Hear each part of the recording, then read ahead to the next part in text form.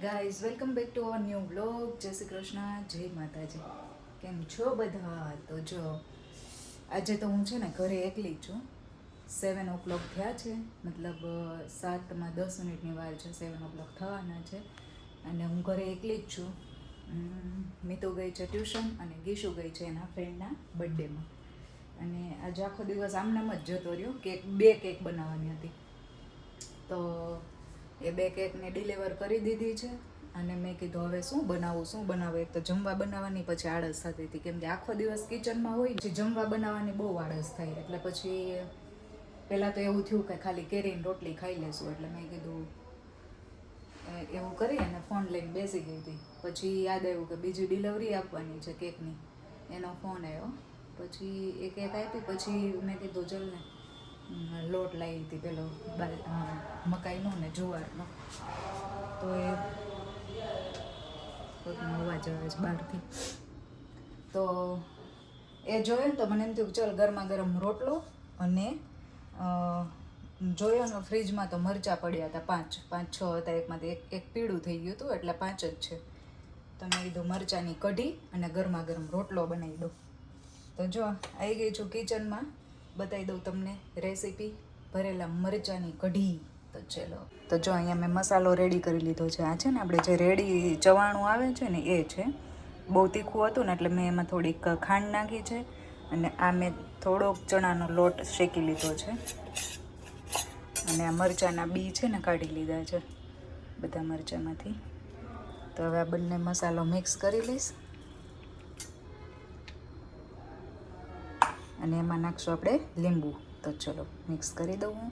તો જો અહીંયા મેં છે ને બંને લોટ અને ચવાણું બંને મિક્સ કરી દીધા છે અને એમાં લીંબુ મેં નાખ્યું અને બાઇન્ડિંગ માટે થોડુંક પાણી નાખ્યું.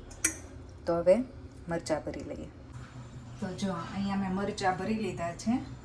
આમાં છે ને તમે ગોળ નાખવો હોય તો બી નાખી શકો બાઇન્ડિંગ માટે, પણ એ બહુ સ્વીટ થઈ જાય ને એટલે મેં થોડુંક પાણી નાખ્યું છે, એટલે બાઇન્ડિંગ બી સરસ થઈ ગયું છે. અને જો આવી રીતના ટાઈટ રહીને એવી રીતના ભરવાનું, આમ ટાઈટ રહીને એવી રીતના, એટલે અંદરથી મસાલો નીકળે નહીં. Okay, got it. તો ચલો આગળનું કરીએ આપણે ચાલુ. યસ, હું આ તપેલીમાં બનાવીશ.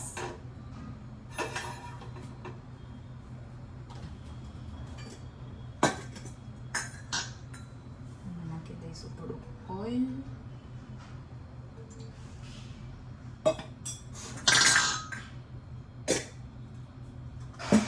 બે દિવસ બેટરી નથી ટકતી આમાં, બોલો.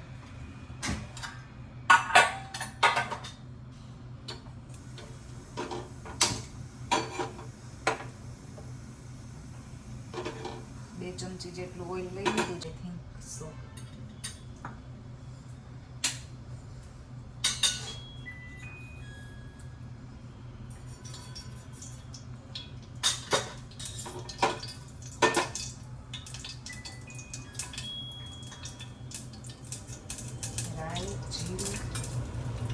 कड़ी पत्ता इज मोस्ट इम्पोर्टंट इन करी.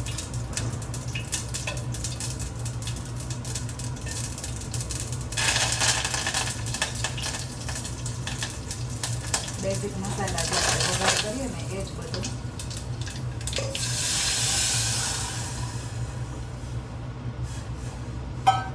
मस्त कढ़ी वगारी दीधी है.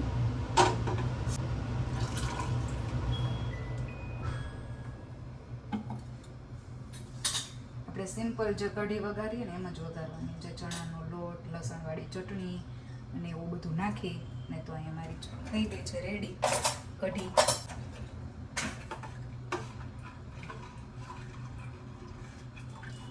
અને મરચાંની જોડે જ નાખી દેવાના છે, એટલે કઢીની સાથે સાથે એ પણ ઉકળી જશે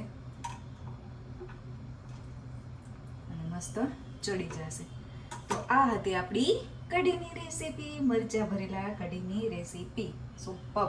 જે મીઠું છે ને હું લાસ્ટમાં નાખીશ, બીકોઝ છે ને અહીંયા છાશમાં એવું થાય છે કે અમે અત્યારે જ્યારે આની જોડે જ મીઠું નાખી દઈએ ને તો કઢી ફાટી જાય. એટલે હું છે ને કઢી ચડી જાય સાવ અને પછી નીચે ઉતારી અને પછી એમાં મીઠું નાખું તો વાંધો નથી આવતો. તો આમાં જો ઉકળશે ને, ઉકળવા ટાઈમે હું મીઠું નાખી દઉં ને તો એ કઢી ફાટી જાય છે. એટલે ચલો તો બેઝિક મસાલા સાથે આપણી કઢી રેડી. જો અહીંયા મરચાં ચડી ગયા છે અને કઢી થઈ ગઈ છે મસ્ત રેડી. ખાટી મીઠી ગુજરાતી કઢી.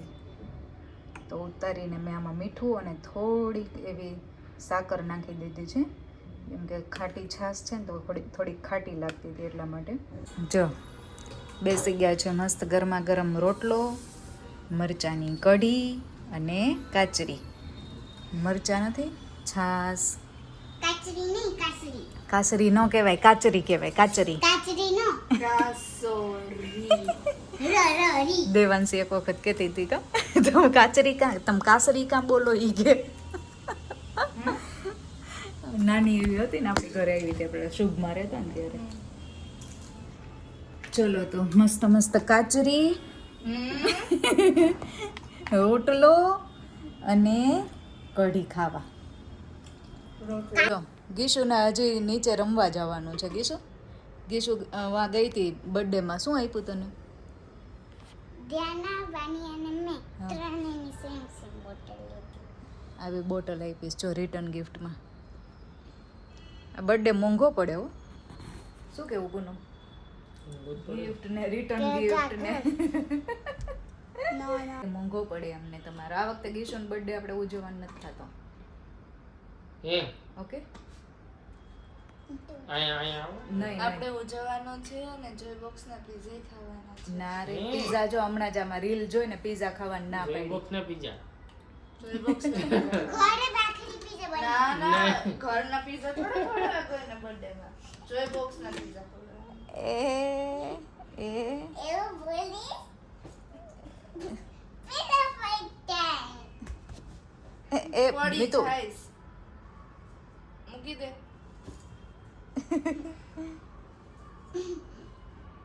ચલો જો ગીશુને જવાનું છે અત્યારે નીચે રમવા.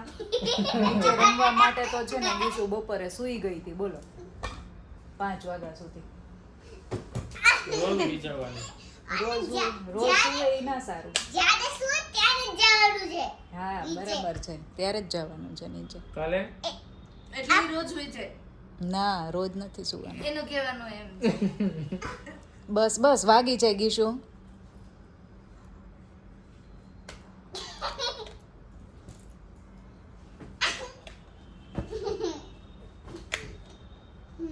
બસ બસ એવું એવું કેમ? કે હું જેટલા વાગે સુવ એટલા વાગે તો તું 3 o'clock સૂતી હતી તો આપણે 3 o'clock નીચે જવાનું રાતે 3 o'clock. કાંઈ ખબર પડે છે તને? કાંઈ ખબર પડે છે તને? કાંઈ ખબર પડે છે? હમણાં ME1 ચાલુ થઈ જશે જુલાઈમાં. એક્ઝામ આવશે ગીશુને. ચલો હવે જઈએ નીચે અને આવશું હવે 12 વાગે. મીતુ જોશે ટીવી.